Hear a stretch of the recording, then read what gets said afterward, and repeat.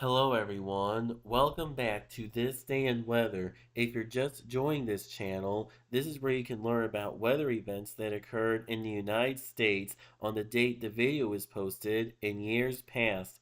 Today is October 29th. On this day in 1942, the northern half of Berryville, Arkansas was devastated by an F4 tornado.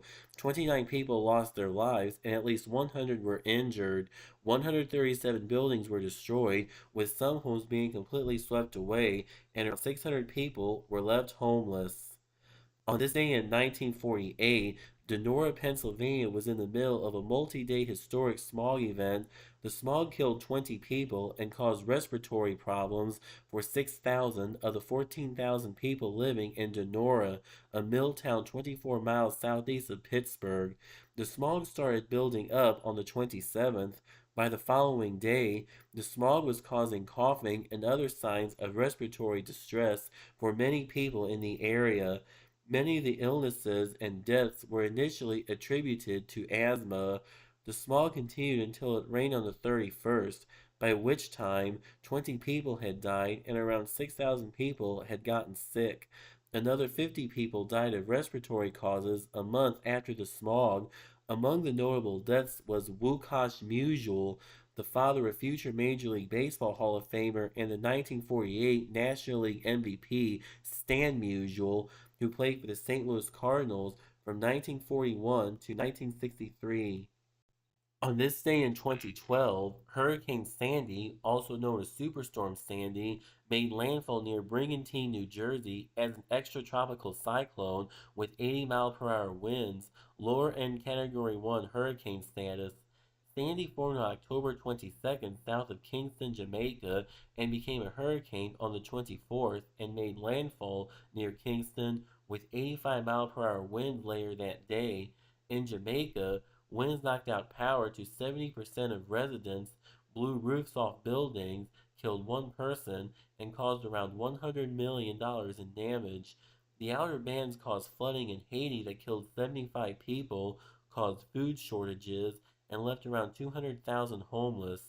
Sandy also caused two deaths in the Dominican Republic and one in Puerto Rico when a man was swept away by a swollen river just offshore Cuba. Sandy rapidly intensified to its peak strength, a Category 3 hurricane with 115-mile-per-hour winds, and made landfall at that intensity west of Santiago de Cuba on the 25th. In Cuba, extensive coastal flooding and wind damage inland destroyed around 15,000 homes, killed 11, and caused $2 billion in damage. After Sandy left Cuba, the storm structure became disorganized and it turned to the north-northwest over the Bahamas and caused two deaths and $700 million in damage there. By the 27th, Sandy was no longer fully tropical, as evidenced by the development of the frontal structures in its outer circulation. Sandy had briefly weakened to tropical storm status, but re-intensified to Category 1 hurricane status on the 28th, and an eye began redeveloping on the 29th. Sandy briefly re-intensified to Category 2 intensity and became an extremely large hurricane with a record gale force wind diameter of over 1,150 miles. Sandy then weakened to 80 miles per hour just before landfall. Sandy caused a lot of devastation in the state of New York and New Jersey. In New Jersey, over 2 million people lost power, with the outages also affecting 70 water systems and 80 sewage systems. 346,000 homes were damaged, around 30,000 homes and businesses were destroyed or significantly damaged, and 38 people were killed. This was the costliest natural disaster in New Jersey history, an estimated $29.4 billion. Storm surge and flooding affected a large swath of the state. In the whole state of New York, Sandy caused 48 direct fatalities, including 43 in New York City alone, mostly in Staten Island, plus another 5 deaths caused by carbon monoxide poisoning after people used generators inside their homes. Nearly 2 million people lost electricity in New York City, while more than 1 million lost cell phone service. Statewide, Sandy destroyed around 305,000 homes, mostly related to the high storm surge, and destroyed an estimated 250,000 vehicles.